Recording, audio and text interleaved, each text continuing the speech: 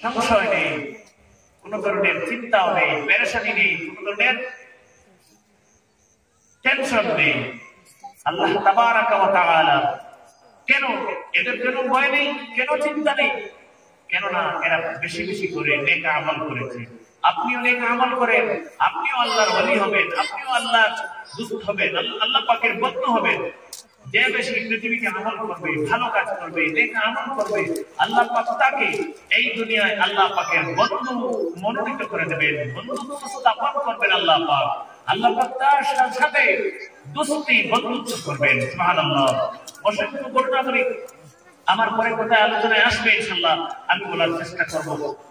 আমরা যদি ছোটকাল থেকে আমার ছেলে মেয়েকে এইভাবে গড়ে মানুষ হিসাবে আমি বলার চেষ্টা করি, ছেলেকে হোক মেয়েকে হোক, সেই দায়িত্ব কিন্তু পিতা এবং মাতা। আমি পিতা মাতার দায়িত্ব।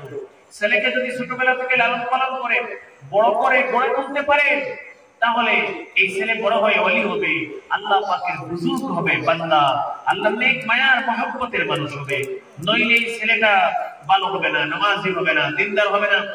আপনারা জানেন এই যে কুতুব মিনার দিল্লিতে দাঁড়িয়ে আছে, যার নামে কুতুব মিনার বানানো হয়েছে, আমি সেদিন হয়তো বলেছি যে কুতুবউদ্দিন বখতিয়ার কাকি রাহমাতুল্লাহ আলাইহি আল্লাহ পাকের একজন বড় ওলি ছিলেন, পীর ছিলেন, ভারতের একজন শ্রেষ্ঠ খ্যাতনামা ফেমাস ওলি ছিলেন। ওনার নাম ছিল কুতুবউদ্দিন। কাকি নামের সাথে কোনো লকব ছিল না, সেটা লকব, উপাধি, টাইটেল। সেই লকবটা কি করা হয়েছে? যুবক ভাইয়েরা,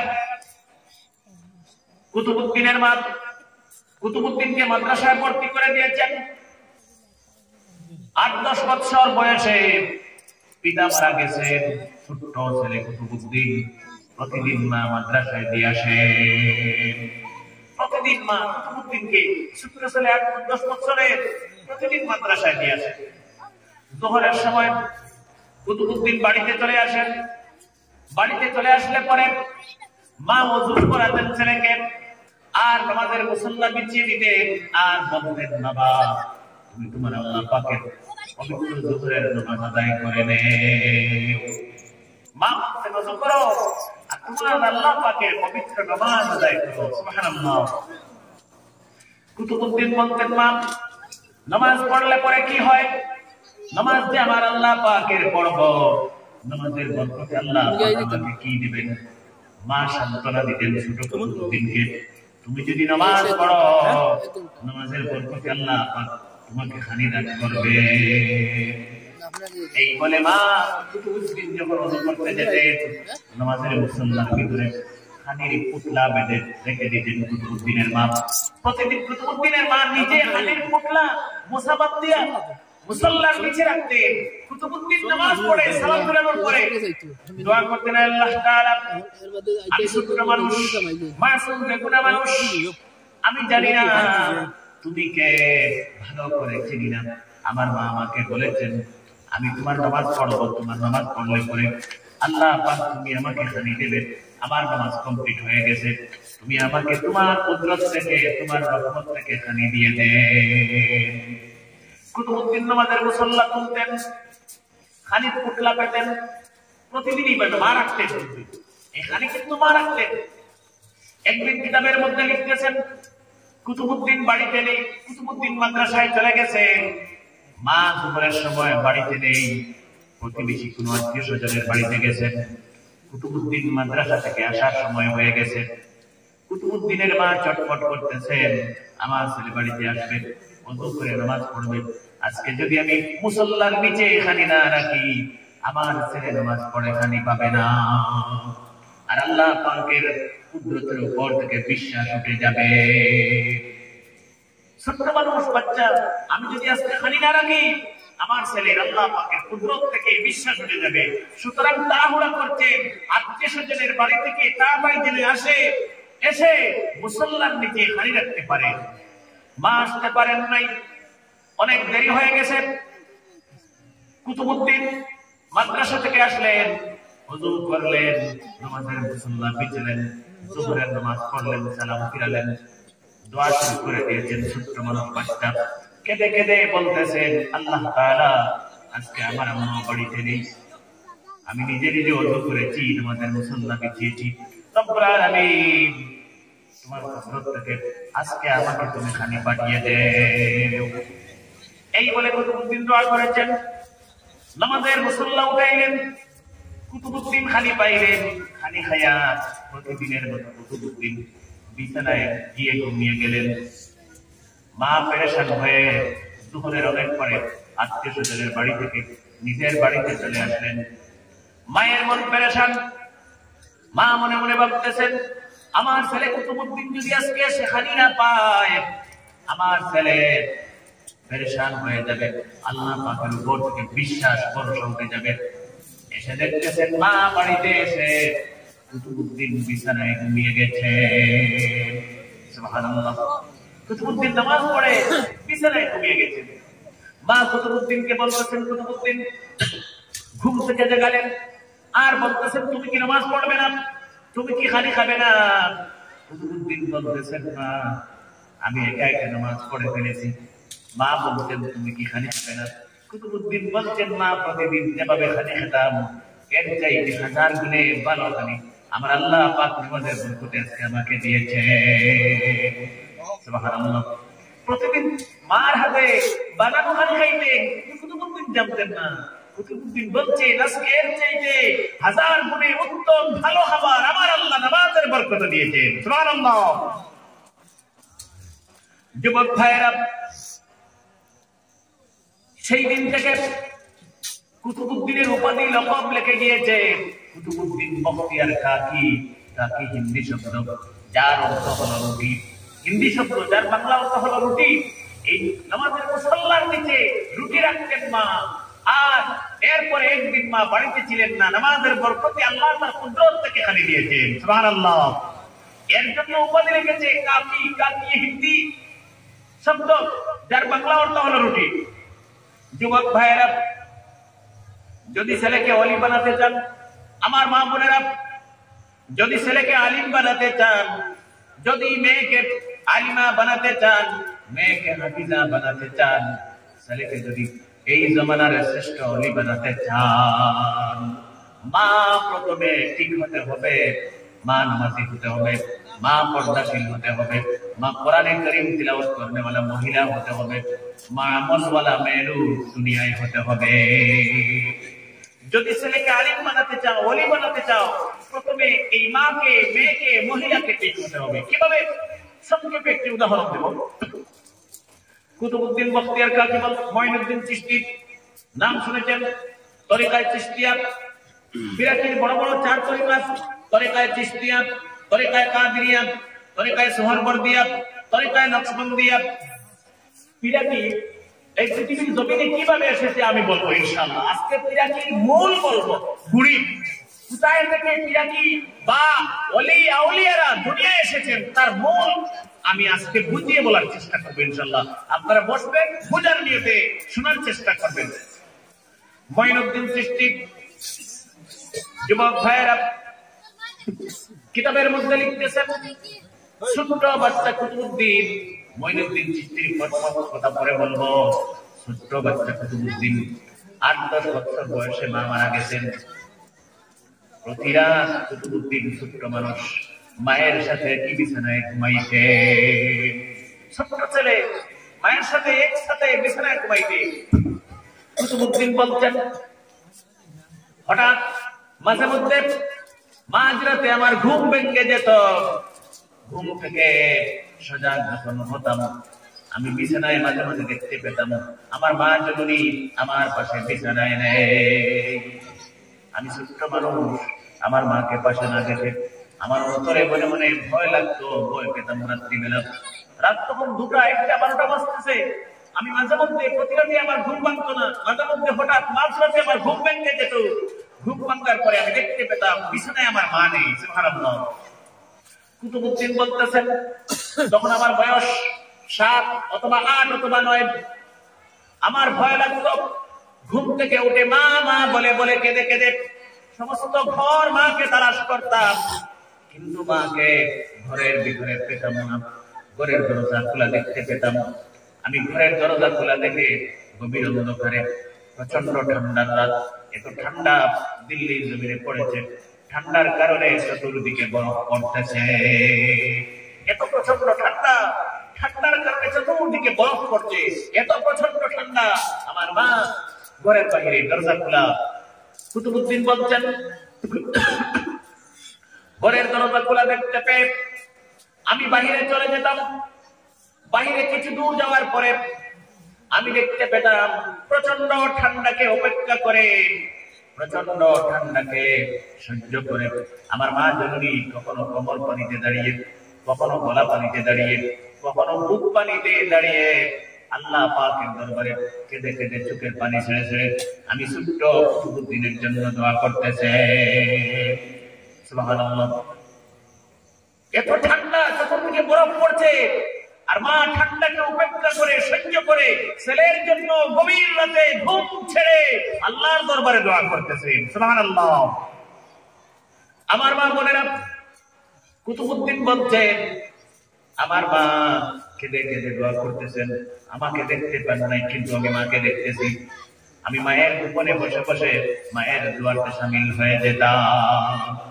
মা আমাকে দেখতে পেতেন না, মায়ের কদমে গোপনে বসে মায়ের দোয়ার সাথে আমি হাত তুলে আমিন আমিন বলতাম। সুবহানাল্লাহ।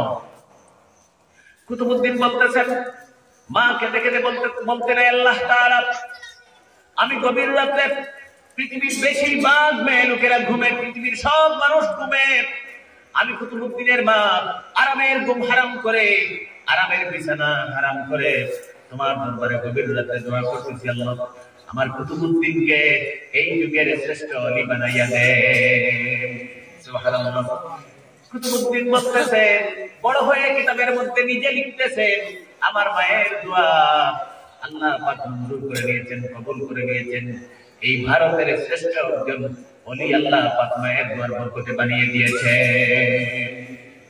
সুতরাং আমার মা বোনেরা, যুবক ভাইয়েরা, যদি ছেলেকে আলিম বানাতে চান, ওলি বানাতে চান, ছেলেকে যদি এই যুগের শ্রেষ্ঠ বুজুর্গ বানাতে চান, পিতা ভালো হতে হবে, নামাজি হতে হবে, মা ভালো হতে হবে, নামাজি হতে হবে। গভীর রাতে ঘুম থেকে উঠবেন, ছেলেমেয়ের জন্য দোয়া করবেন। নবীজি হাদিসে বলেছেন, তিন দল মানুষ দোয়া করলে পরে কখনো আল্লাহ পাক ফিরিয়ে দেন না। এর মধ্যে এক দল হলেন দুনিয়ার মা বাপ। মা বাপ যদি ছেলেমেয়ের জন্য দোয়া করেন, আল্লাহ পাক সঙ্গে সঙ্গে মায়ের দোয়া কবুল করে নেন। সুতরাং ছেলেকে যদি ওলি, বুজুর্গ, পীর, আউলিয়া বানাতে চান, মা প্রথমে ঠিক হও, নামাজি হও, কোরআন কারীম তিলাওয়াত করতে ওয়ালা হও, মা পর্দাশীল হও। আর ছেলেকে ছোটবেলা থেকে এইভাবে তারবিয়ত দিয়ে, রুবুবিয়ত মানে তারবিয়ত, এই তারবিয়ত দিয়ে ছেলেকে গঠন করে ছোট কাল থেকে বড় করার লালন পালন করে চেষ্টা করো, তোমার ছেলে এই যুগে শ্রেষ্ঠ আলিমে দ্বীন হবে। সুবহানাল্লাহ। ছেলেকে মানুষ করার দায়িত্ব কিন্তু পিতামাতা। নবীজি বলেছেন, আমার ভাইয়েরা, সেই আলোচনা আমি করবো না, কিন্তু বুঝানোর জন্য বলছি।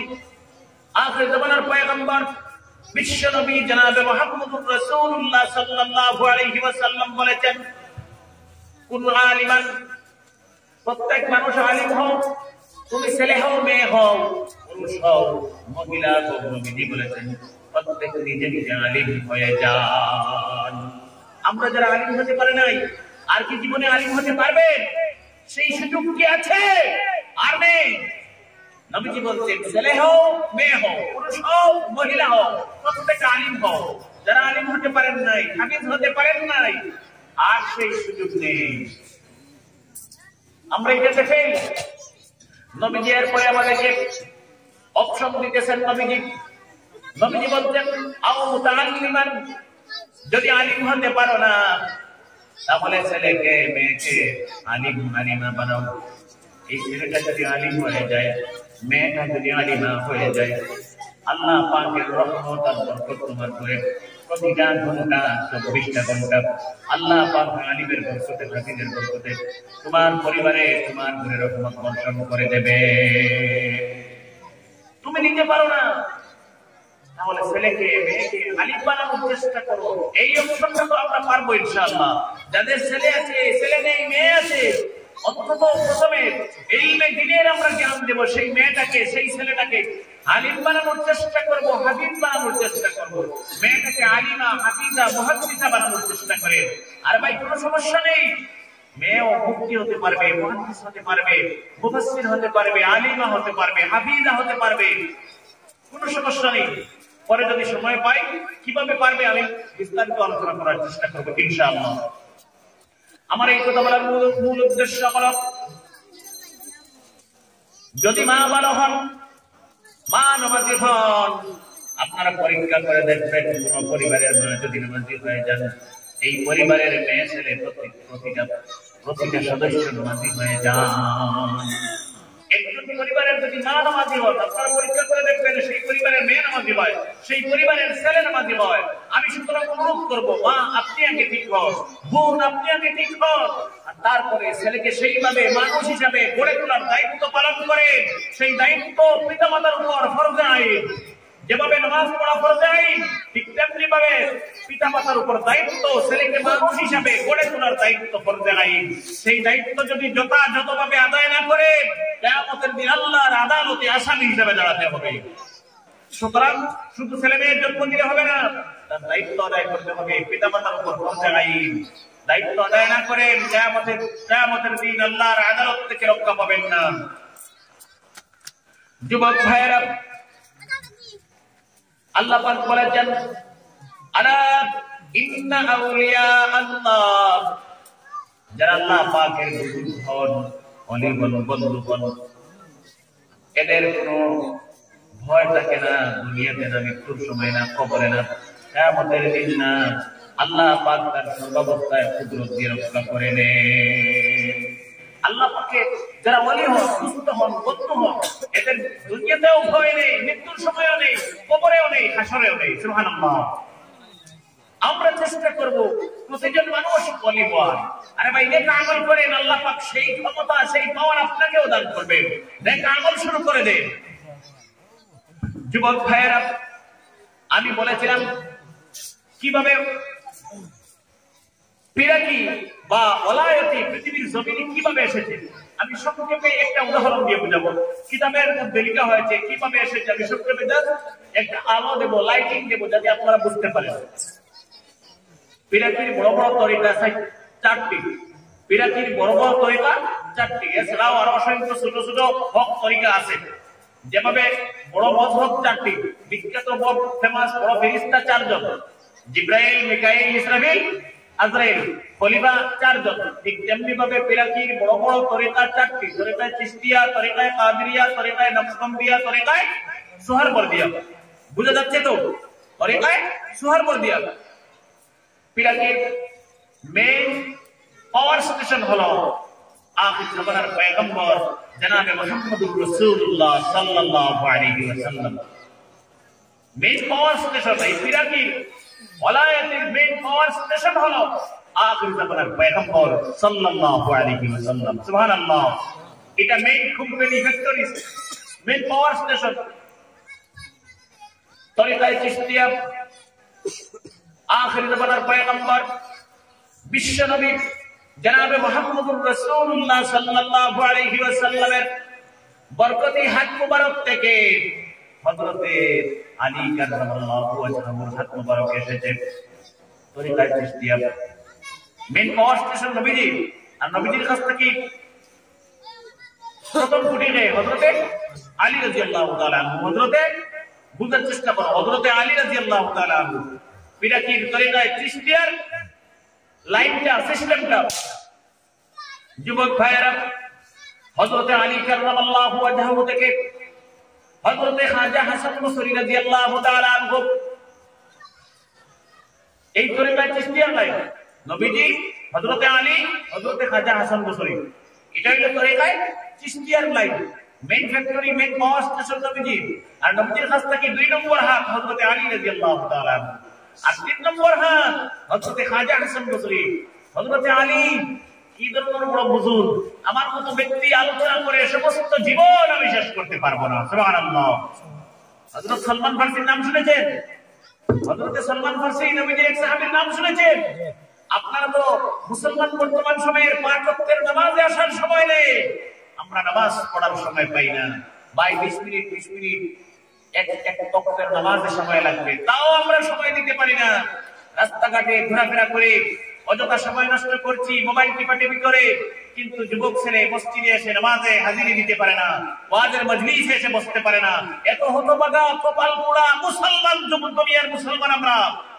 আর হযরত সালমান ফারসি কিতাবের মধ্যে লিখছে, মক্কা মদিনায় বাড়ি না, পারস্য দেশে হযরত সালমান ফারসির বাড়ি। সুবহানাল্লাহ। আমি মূল কোথায় যাব, বুড়া থেকে যদি না বুঝাই তাহলে আপনারা বুঝবেন না। পারস্য দেশে হযরত সালমান ফারসির বাড়ি। হযরত সালমান ফারসির বাবা কিতাবের মধ্যে লিখতেছেন, অগ্নি পূজক ছিলেন, অগ্নি পূজারী। রাত দিন 24টা ঘন্টা অগ্নিকুণ্ড জ্বালিয়ে বসে পূজা করতেন, অগ্নি পূজক। আর সালমান ফারসির আব্বা এই অগ্নি পূজা শিখাচ্ছেন, যে উনার মৃত্যুর পরে সেই অগ্নি পূজারীর হেড পোস্টটা সালমান ফারসি পালন করবে, দায়িত্ব পালন করবে। সালমান ফারসিকে তার বাবা বেশি বাইরে যেতে দেন না, অন্যান্য ধর্মের প্রতি আকৃষ্ট হয়ে যাবে, অন্যান্য ধর্মের ইবাদত দেখে আকৃষ্ট হয়ে যাবে। তখনও নবীজির জন্ম হয়নি। আমি নবীজির জন্মের অন্তত 100 বছর আগের কথা বলছি, নবীজির জন্মের 100 বছর প্রায় আগের কথা বলছি। হযরত সালমান ফারসি বয়স প্রায় 25-30 বছর। সালমান ফারসির আব্বা বলেছেন, একদিন বলতেছেন, তুমি অমুক জায়গায় যাও, আমার জন্য এই জিনিসটা কিনে আনো। হযরত সালমান ফারসি পিতার আদেশ পালন করতে বাড়ি থেকে সেই জায়গায় রওনা দিয়েছেন। বাবা বলছেন, অমুক জায়গা থেকে একটা জিনিস আমার জন্য আনো। সালমান ফারসি পিতার আদেশ পালনার্থে এই জায়গায় রওনা দিয়েছেন। পথিমধ্যে যাওয়ার সময় হযরত সালমান ফারসি রাদিয়াল্লাহু তাআলা আনহু খ্রিস্টানদের একটি গির্জা দেখতে পেলেন, খ্রিস্টানদের ইবাদত করার নমুনা দেখতে পেলেন। খ্রিস্টানের ইবাদত আর মুসলমানের ইবাদত একটু একটু মিলে যায়, যদিও সেম না, মোটামুটি একটা পার্সেন্ট মিলে যায়। মুসলমানের এবং খ্রিস্টানের ইবাদতের স্টাইল যেটা একটু মিলে যায়। হযরত সালমান ফারসি রাস্তায় যাওয়ার সময় খ্রিস্টানদের গির্জায় তারা ইবাদত করছে তিনি দেখতে পেরেছেন। তিনি মনে মনে ভাবতেছেন যে আমাদের অগ্নি পূজা থেকে 1000 গুণ ভালো ইবাদত হলো খ্রিস্টানদের ইবাদত। সুবহানাল্লাহ। তখন নবীজির জন্ম হয় নাই। খুব ভালো লেগেছে হযরত সালমান ফারসির খ্রিস্টানের ইবাদত দেখে। হযরত সালমান ফারসি সমস্ত দিন খ্রিস্টানের গির্জায় ছিলেন। পিতা যে আদেশ করেছেন বস্তু নিয়ে বাড়িতে যাবেন, সেই বস্তু নিয়ে যেতে পারেন নাই। সন্ধ্যার সময় হযরত সালমান ফারসি খালি হাতে বাড়িতে চলে গিয়েছে। পিতা যে জিনিসটি নিয়ে যেতে বলেছিলেন সালমান ফারসি নিয়ে যেতে পারেন নাই। সমস্ত দিন গির্জায় টাইম স্পেন্ড করেছেন, সময় ব্যয় করেছেন, ভালো লাগছে, তিনি তাদের ইবাদত করেছেন। আর বিকেল বেলা বাড়িতে গেছেন খালি হাতে, কোনো বস্তু নিয়ে যান নাই। বাবা দেখে রাগে অগ্নিশর্মা হয়ে গেলেন। সালমান ফারসির পিতা বলছেন, সমস্ত দিন কোথায় ছিলে? তোমাকে একটি জিনিস আনতে বলেছিলাম, তুমি আনো নাই কেন? সালমান ফারসি বলতেছেন, আব্বা আমি রাস্তায় যাওয়ার সময় খ্রিস্টানদের গির্জা দেখেছি, আমাদের ইবাদতের সিস্টেম থেকে তাদের ইবাদত অনেক ভালো, আমার খুব ভালো লেগেছে, সমস্ত দিন আমি সেখানে ছিলাম। বাবাই দেখলাম আমার যে ডর আছে, পিতা আমার ছেলেটা অন্য ধর্ম কনভার্টেড হয়ে যাবে, বহু ডরটা এখনো রইল। যে ডর ধরে তার থেকে বাড়ি থেকে বাইরে করতে দেই না, আমি চাই দেওয়ালের ভিতরে নজরবন্দি রাখি, আর এখন তো ও ডর আমার রইল। হযরত সালমান ফারসির পিতা নজরবন্দ করে সালমান ফারসিকে বাড়িতে রেখে দিয়েছেন, আর আদেশ দিয়েছেন, অর্ডার জারি করে দিয়েছেন, আমার বিনা পারমিশনে বাড়ির চতুর্সীমার ভিতরে তুমি বের হবে না। একদিন রাত্রিবেলা হযরত সালমান ফারসি কিতাবের মধ্যে লিখতেছেন, এই এলাকার গণ্যমান্য ধনী মানুষ, হাজার হাজার স্বর্ণ মুদ্রা ডলারের মানুষ, সেই যুগের সালমান ফারসির পিতা এত সম্পদের মালিক, এখন এই সম্পদ দিয়ে সারা ভারত কিনা দেব, বলা সম্পদের মালিক সেই যুগের সালমান ফারসির পিতা। আর পিতার মাত্র এক সন্তান সালমান ফারসি, আর কোন ছেলেও নেই, মেয়েও নেই। সালমান ফারসির আর কোন ভাইও নেই, বোনও নেই। পিতা যখন সালমান ফারসিকে বলতেন বাড়ির চতুর্সীমার ভিতরে বাহিরে আমার পারমিশনে যাওয়া যাবে না, সালমান ফারসি একদিন রাত্রিবেলা অন্ধকারের ভিতরে বাড়ি থেকে পালিয়ে ফেলেছেন, পালিয়ে চলে গেছেন। বাগিয়া ভাইয়া মারেও না হইয়া, বাবারেও না হইয়া, সেই যুগের কোটি কোটি টাকার সম্পত্তি লাঠি মারি ফেলাইয়া বাড়িটা কি বাগিয়ে গেছে। খেলে আমরা তো বাড়ি থেকে বাগে মতলবে, যে কোনো খুব মতলবে সলমান ফার্সির কিন্তু কোনো খুব মতলব নেই।